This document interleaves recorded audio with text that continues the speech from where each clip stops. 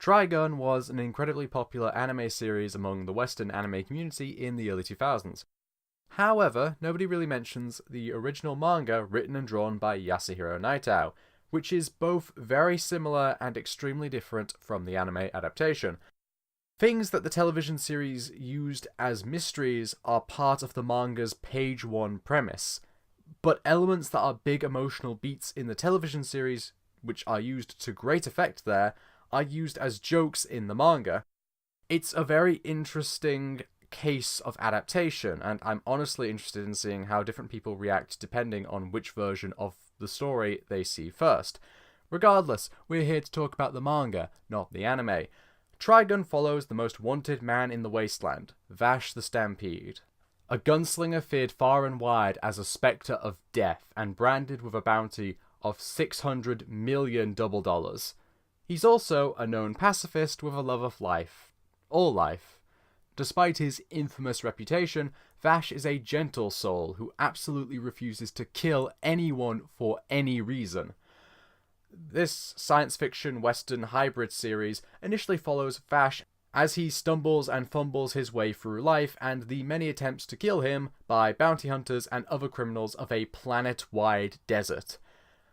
But there is something in Vash's past that drives him to find a certain man no matter what happens to him. Possibly in connection to the Lost July incident, an event that destroyed an entire city in a single night. Nobody quite knows what happened, except Vash first appeared in the wreckage of that disaster.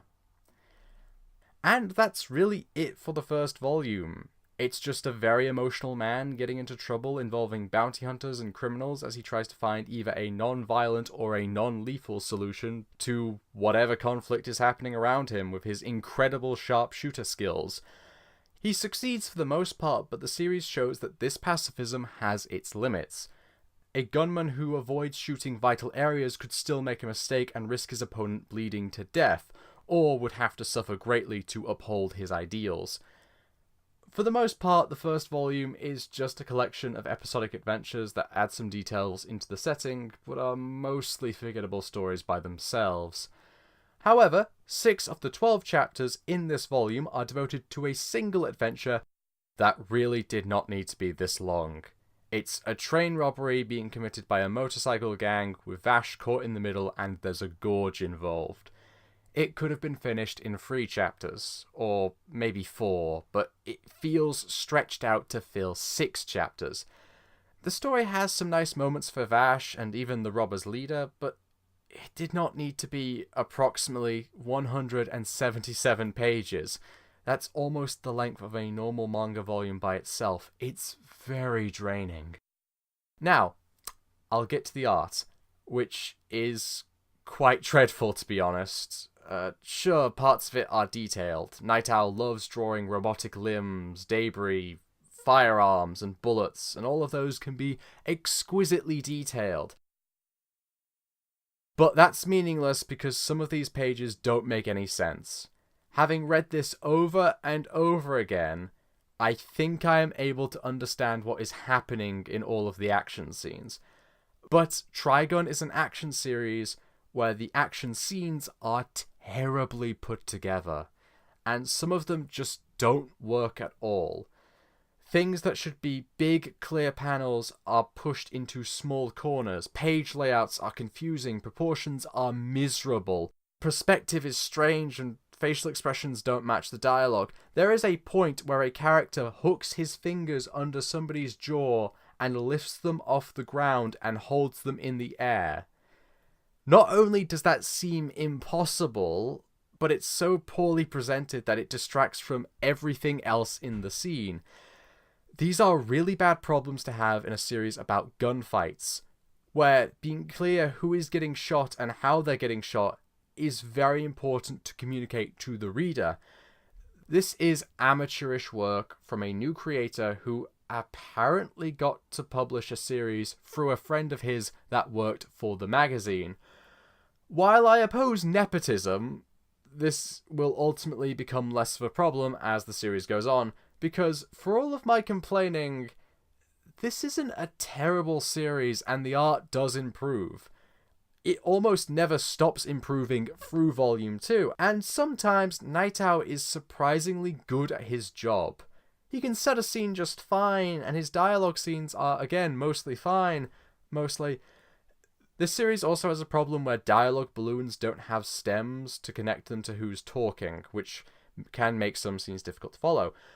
Vash's design improves dramatically over time. It's not very good at the beginning, but by Volume 2's ending, it starts to resemble something worthy of being put into animation. It's quite remarkable that making his hair longer is the first and most notable step.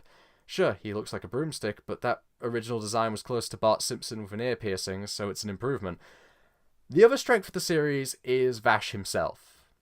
Through Volume 1, Night Owl struggles to find a voice and identity for the character, despite giving him a really good introduction in the first chapter. For some scenes, he is dismissive and irritated or furious and rude, which is far removed from the laughing fool he's introduced as and the compassionate protector he will act as for most of the Trigun franchise.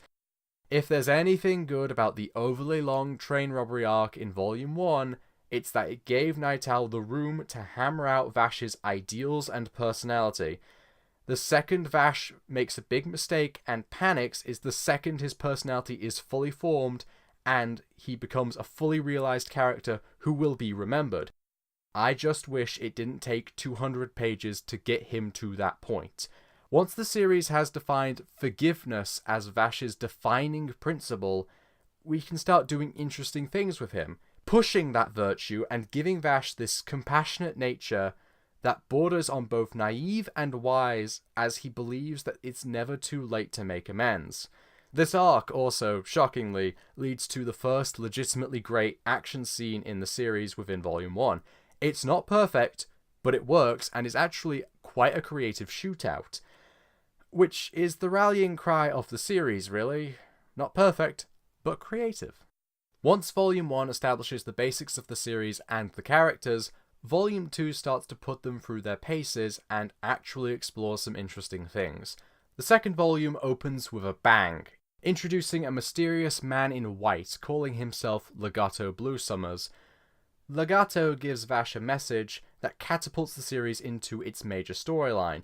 Instantly, everything is changed, and now Legato's followers, the Gung-Ho Guns, are hunting for Vash, while Vash himself is trying to hunt Legato to find answers and to stop the madness that Legato has unleashed upon the world and protect people that are being killed in the crossfire of the Gung-Ho Guns' attempts on his life. The first fight with a member of the Gung-Ho Guns is a pretty good fusion of a western gunfight and a science fiction showdown. Sure, there are moments where it's extremely difficult to tell what is happening, especially the ending, but it takes Vash to some interesting places as a character as he struggles against his anger and loses control of his emotions as his past comes back to haunt him. Also, the villain moves like Venom and poses like Spider-Man. The art style of this series is very much influenced by American comics of the time, so it focuses on big, heavy hits, which is great if a series is focused on punches, but this is about gunfire, so the impact and readability suffers for previously mentioned reasons. The series works a lot better in Volume 2 because there's now a clear plot, but it's not perfect. Another seemingly major villain is beaten within 8 pages of their introduction, and they have no personality or memorable character traits. That's a waste, but it's a step in the right direction.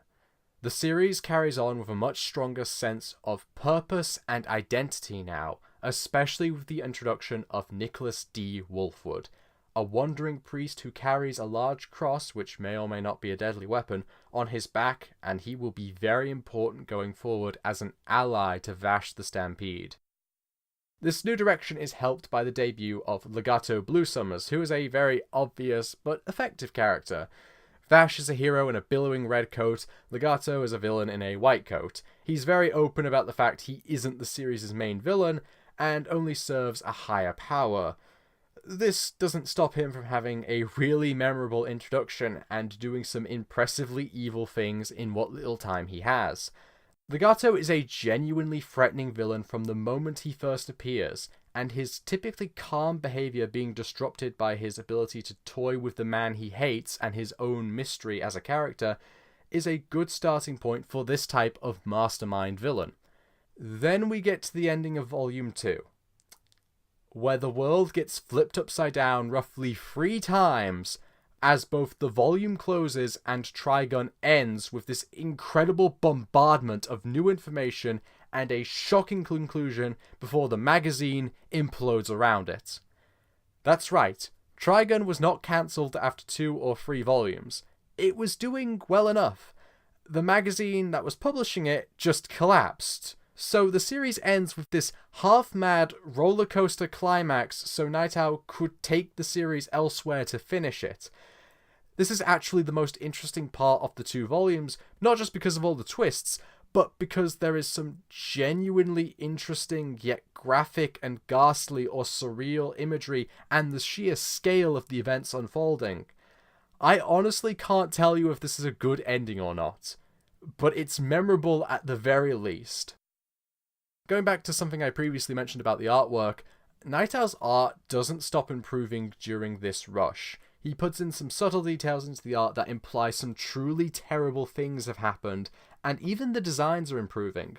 Wolfwood looks much better in the final chapters than he did when he first appeared, but that first introduction to the character was still a very memorable and well put together image. It showed Wolfwood being slowly engulfed by the shifting desert sands, carrying a giant metal cross on his back, with the harsh desert sunlight bathing his body in white.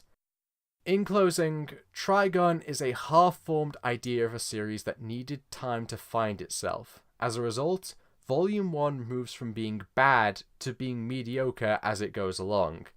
If it weren't attached to a cultural landmark anime at the time, this volume would not be worth a second glance, although it does have some good scenes, and probably the defining moment of Vash the Stampede and his morality.